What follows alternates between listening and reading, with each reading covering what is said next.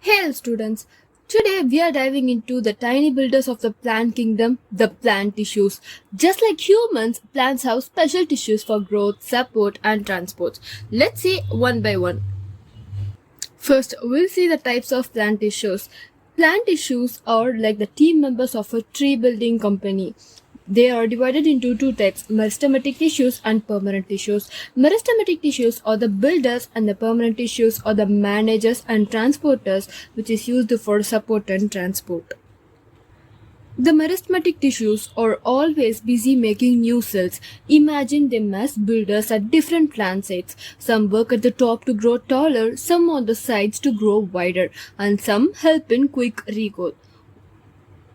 So based on the functions, it is further divided into three types. One is apical and lateral and intercalary.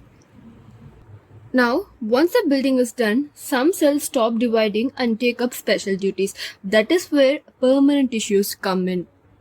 So the next one is permanent tissues, which are formed from the meristematic tissues. These are the specialists like support beams, pipelines and food storage units. They do not divide, but they keep the plant alive and working. But these are further classified into some special type of tissues like simple permanent and complex permanent. We can classify in that simple permanent into three categories. One is parenchyma, collenchyma, sclerenchyma, and the complex permanent is xylem and phloem.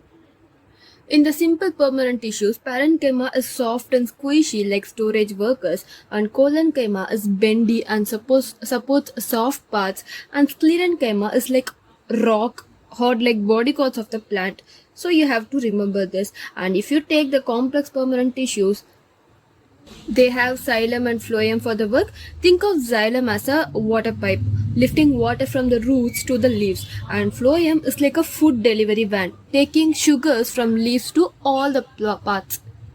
So that's all for today's session. In the next session, we'll see what are meristematic tissues and its classification in a detailed way. And until then, stay curious, keep asking why. Thank you.